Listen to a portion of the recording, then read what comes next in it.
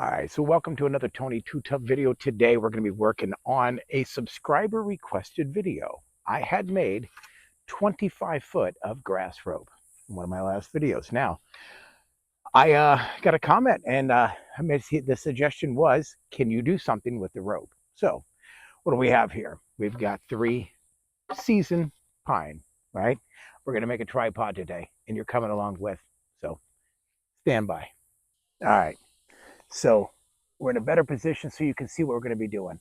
Now, interestingly enough, the thing about grass rope, and I think we didn't really discuss this in the last video, but I did make 25 feet of this rope. I did it while it was green. Well, guess what happens when it dries? It loses a little bit of its tensile strength. So moving forward, hey, listen, lessons learned. So the thing is, if you have the time and you're not in a pinch and you can harvest it, either if you're in a pinch, harvest it brown, right? If there is enough to do. If not, you got to do it green. You should let it dry or use it the same day or the next 2 days, because after like day 5 or 6 it starts to get a little bit looser because it's drying. It loses volume, right? So here's what the deal is today, guys. Now I already made it just so I could see how it was going to work and to see if it would work, and it does, but it doesn't look pretty.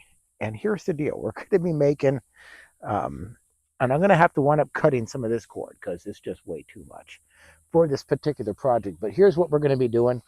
We're going to be crafting a tripod today. So natural material, and a little bit of knowledge about how to do this. So the first things first, we're going to be putting a clove hitch in here to tie it down to stabilize it first.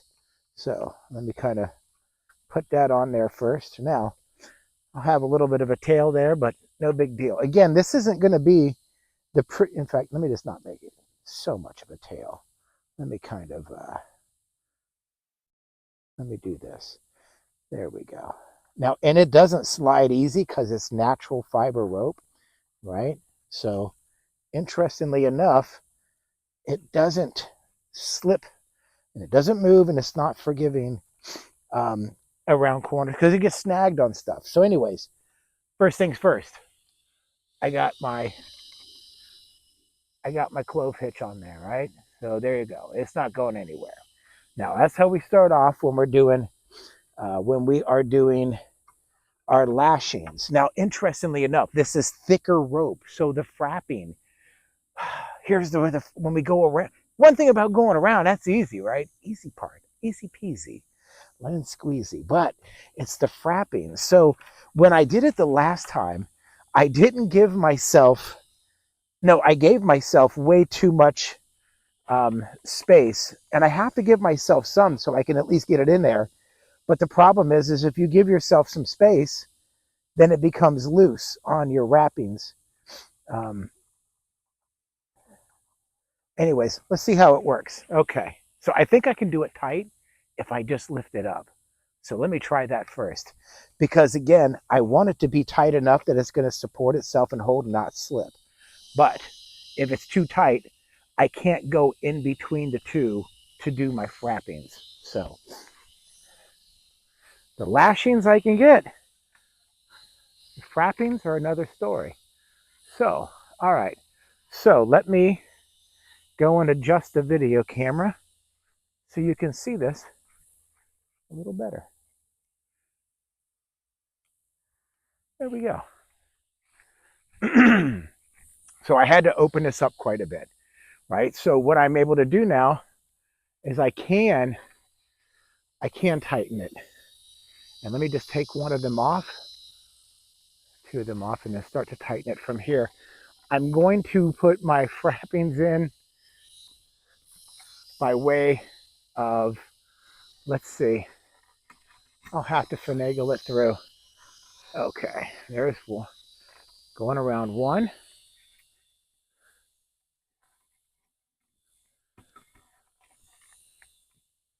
Going around twice. Now I got all this rope that we go through. All right. So we got one frapping done. Let me go back through. Let me do one more.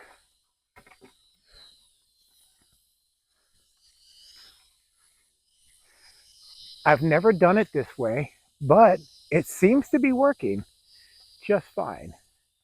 And it allows me to be able to position it. Okay, it's still a little loose, so let's do another frapping or two. This time, we'll go this way.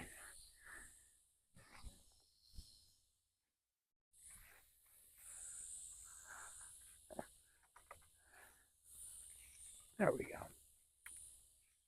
Well, guys, we are been in a heat wave in Florida. Absolutely insane heat wave. So appreciate the fact that it's late at night, and I'll tell you again, the tensile strength. I don't know if you just heard that, but I started to tighten down and I could hear it ripping. So let me be very, very clear. And I'm going to go around one more time just so that the weight of the pot that I would put on here isn't going to be resting on that one weak point. And here we go. All right. So I think we've got what we needed. I'm going to bring you in close and you can see. And I want you to see what we did there. Okay.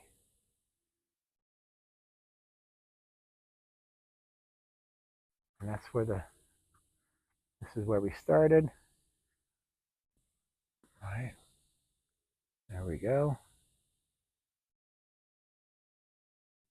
Okay.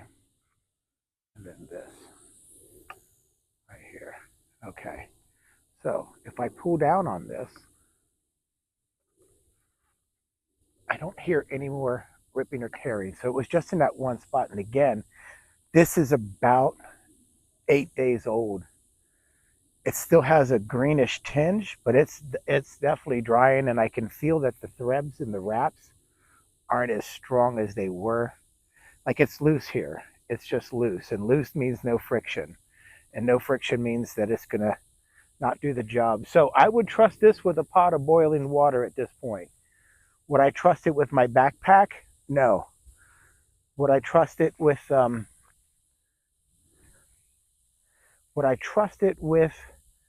boiling a pot of water over the fire? Absolutely. I trust the strength of this lashings and frappings and lashings more than I trust the strength of this this rope any longer, because like right here, I can tell this is going to be a weak spot right in here. Let me just bring it in. So again, 8 days old. I don't know if you can see that, but and it's like this one spot right here. It is super, super, super thin. So I would say this is good in a pinch, right? In a pinch. And now, mind you, I watched a video the other day of him using a lot. Now, this is again one of my, you know, 7th or 8th time actually making rope like this, but I never thought to use large bundles of it. I was just using small because I didn't think I could twist it and get it to do that. But I watched Felix, and I think, and he's from like Sweden or something like that, but he's great.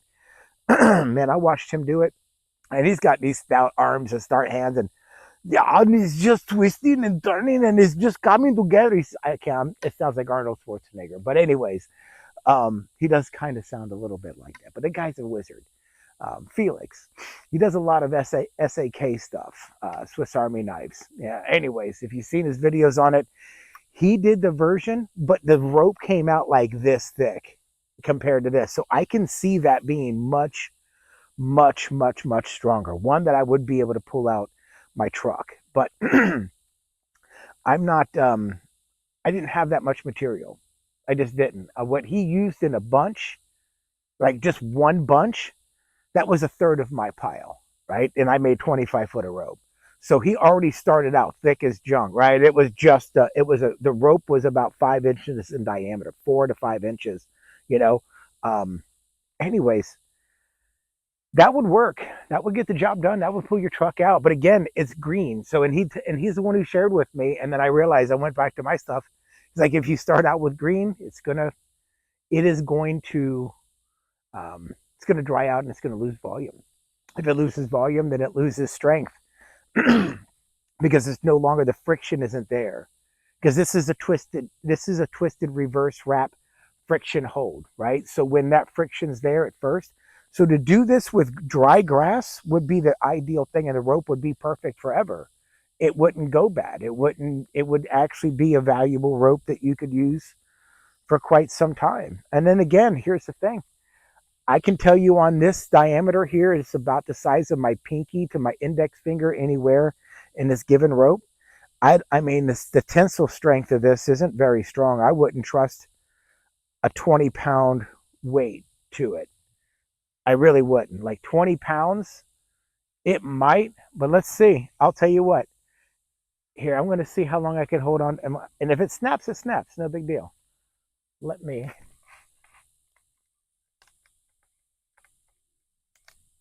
You know what? Wow. I'm wrong. that that's surprisingly, I could have. Let me see if I can lift my feet up on this. Let me try that again. Let me see if I can.